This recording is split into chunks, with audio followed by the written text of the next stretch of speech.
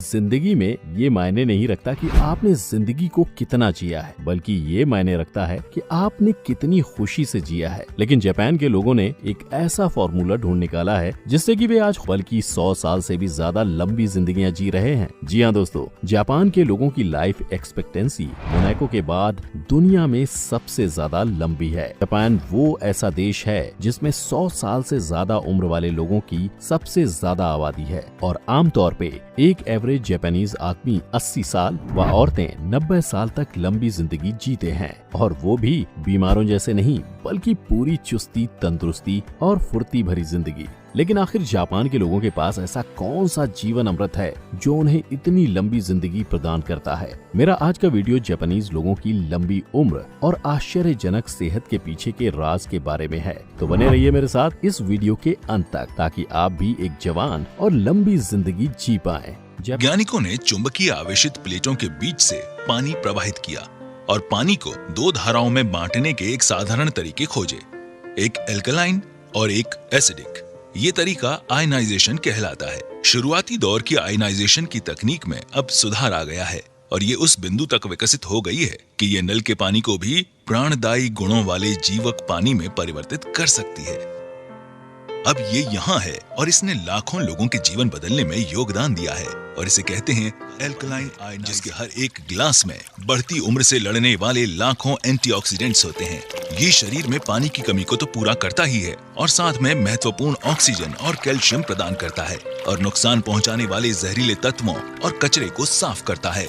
Alkaline ionised पानी में नकारात्मक आवेशित हाइड्रोक्सिल आयन्स होते हैं जो शरीर को बढ़ती उम्र से लड़ने की शक्ति देते हैं। जापान एक छोटा सा आर्किपेलागो देश है और वहाँ के लोग एक साधारण जीवन जीने में विश्वास रखते हैं। टोक्यो व ओसाका जैसे बड़े शहरों में डिस्को और नाइट लाइफ का चलन जरूर है, लेकिन बाकी के जापान के लोग एक सादा जीवन जीते हैं और यही सादी जिंदगी उनका जीवन अमृत है। जापान एक ऐसा देश है जो कि 21वीं सेंचुरी में आके भी उस पर वेस्टर्न लाइफ का कोई इफेक्ट नहीं हुआ है। उनकी संस्कृति व उनका रहन सहन आज भी उतने ही ताज़ा है जितना कि आज से 300 साल पहले थे। टेक्नोलॉजी और इंडस्ट्रियल डेवलपमेंट में भले ही जापान दुनिया के सबसे मॉडर्नाइज देशों में से एक हो, लेकिन जब बात संस्कृति और जीवन शैली की आती है तो जापान ज्यादा आगे नहीं बढ़ा है और यही जीवन शैली उनकी लंबी उम्र का राज है। किसी भी इंसान की लाइफस्टाइल में उसका डाइट और पोषण सबसे ज्यादा महत्वपूर्ण होता है। अगर आपकी डाइट अच्छी है तो आप हमेशा तंदुरुस्त रहेंगे, और अगर आपका दिन मैकडोनल्ड से शुरू और डोनट्स पे खत्म होता है तो जाहिर सी बात है कि आपका शरीर बीमारियों का आश्रम बन जाएगा।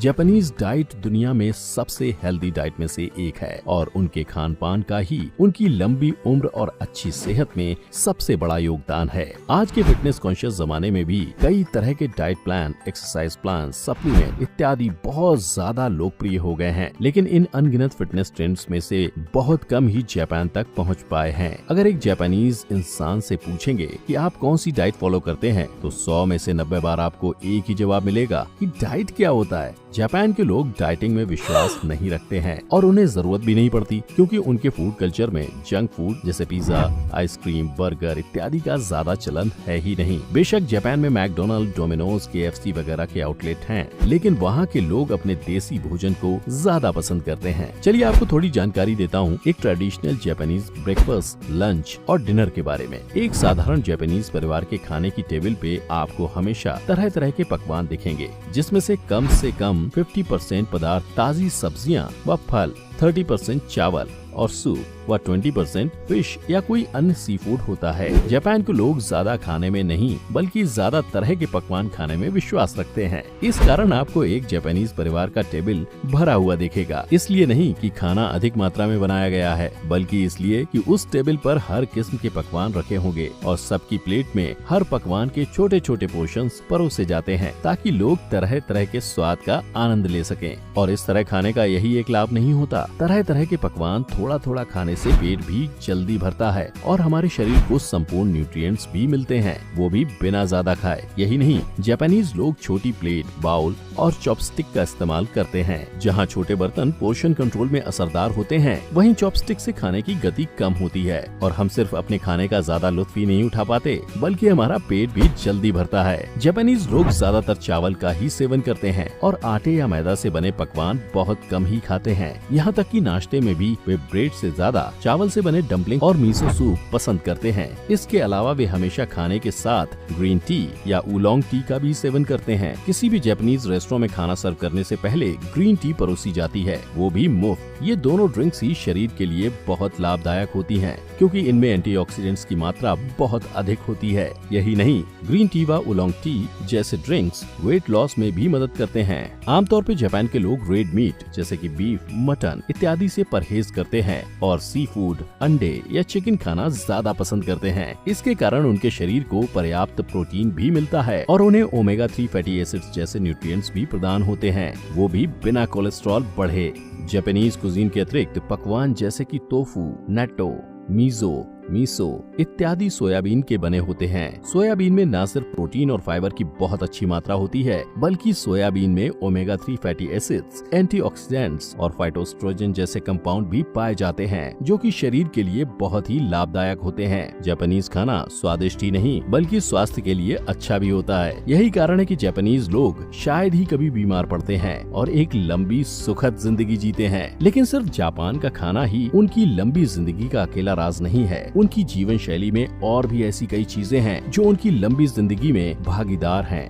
एनर्जिक मेरे साधारण नल के पानी को बहुत हेल्दी, स्वादिष्ट और शक्तिशाली एंटीऑक्सीडेंट से भरपूर पानी में बदल सकता है और बहुत से लोगों को अलग पानी पीने से ही बेहतर महसूस होने लगेगा। उन्होंने बताया कि मशीन वास्तव में पानी के आणविक गठन में बदलाव ले आती है।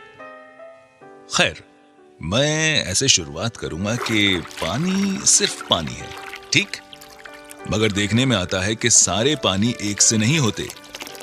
मैं हमेशा से जापानी संस्कृति, पारिवारिक मूल्यों, समस्याओं को हल करने के उनके तरीकों और उनके स्वस्थ जीवन से बेहद प्रभावित रहा हूं। जापान विश्व की सबसे सेहतमंद आबादियों में शुमार है और वो हमसे ज्यादा लंबे समय तक जीते हैं। मानव शरीर 70% पानी से बना है और डॉक्टर्स इस पर सहमत हैं कि हम में से ज्यादातर लोग पर्याप्त मात्रा में पानी नहीं पीते हैं।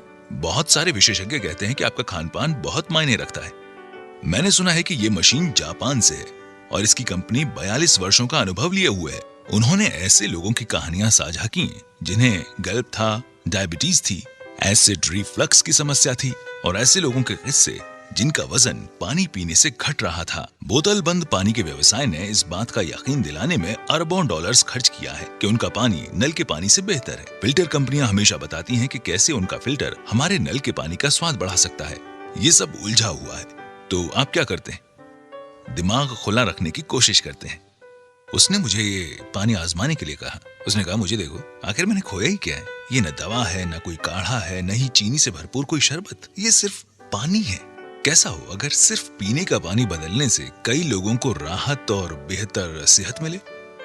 क्या ऐसा मुमकिन है? जापानीज लोग एक बहुत ही फुर्तीली और एक्टिव जिंदगी जीते हैं। बच्चों से लेकर बड़े बूढ़े तक अपने शरीर में जंग न लगने देने के लिए चलते फिरते रहते हैं। जापान में आमतौर पे लोग स्कूल और ऑफिस चल के या फिर साइकिल से जाना पसंद करते हैं। गाड़ियाँ बहुत ही विशेष अवसरों पर निकाली जाती हैं या फिर जब किसी लंबी ट्रिप पे जाना होता है, वरना लोग चल के, साइकिल से या बुलेट ट्रेन से ट्रैवल करते हैं। यही नहीं, स्कूल व यूनिवर्सिटी में फिजिकल एजुकेशन हर विद्यार्थी के लिए कंपलसरी होता है और इसी कारण बचपन से ही खेल कूद व फिजिकल एक्सरसाइज जापानीज लोगों की जीवन शैली का एक महत्वपूर्ण हिस्सा होता है। यही नहीं, वहाँ बूढ़े लोग भी टहलने व घर के काम में हाथ बटाने के बहाने से अपने शरीर को फुर्तीला बनाए रखते हैं। एक्सरसाइज एक स्वस्थ और लंबे जीवन के लिए बहुत ही महत्वपूर्ण होता है और जापानीज लोगों के जीवन में एक्सरसाइज की कोई कमी नहीं है। जापानीज लोगों की लंबी उम्र का तीसरा राज है उनके देश की स्वच्छता। जापान दुनिया के सबसे साफ देशों में से एक है, क्योंकि जापान के नागरिक खुद को और अपने आसपास के वातावरण की साफ सफाई में कोई कसर नहीं छोड़ते हैं। जापान के कानून के मुताबिक हर परिवार को अपने घर के आसपास और हर ऑफिस व प्राइवेट बिजनेस को अपनी बिल्डिंग के आसपास के एरिया व सामने की रोड की सफाई खुद करनी होगी। इस कारण सड़कों और गलियों को साफ रखने के लिए जमादारों की जरूरत नहीं पड़ती है। यही नहीं, हर पब्लिक ट्रांसपोर्ट में हर सीट के पास एक प्लास्टिक बैग भी दिया जाता है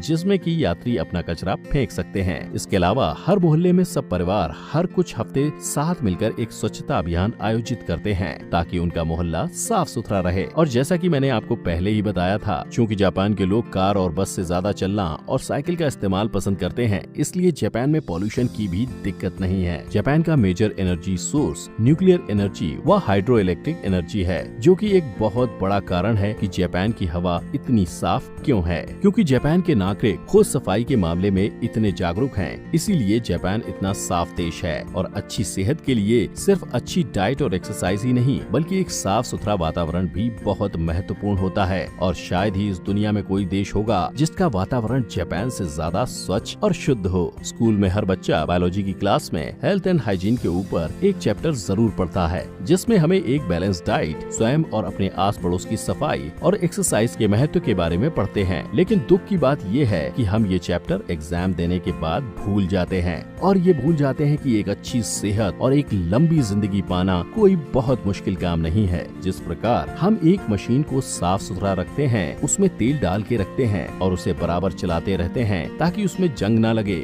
और उसकी लाइफ बढ़ जाए, उसी प्रकार अच्छा खाना, एक्सरसाइज और साफ वातावरण एक इंसान की लंबी जिंदगी के लिए बहुत आवश्यक है। और जापानीज लोगों ने पैसिफिक ओशियन से कोई अमृत नहीं खोज निकाला है, उन्होंने बस उस हेल्थ एंड हाइजीन के चैप्टर को अपनी जिंदगी में वो महत्व दिया है जो हमें भी देना चाहिए। अगर आपको मेरा वीडियो पसंद आया तो उसे लाइक करिएगा, मेरे चैनल को सब्सक्राइब करिए और नीचे दिए गए बेल आइकन को दबाना मत भूलिएगा, ताकि आप कोई भी ऐसी दिलचस्प वीडियो मिस ना करें। आज के लिए इतना ही। Thanks for watching.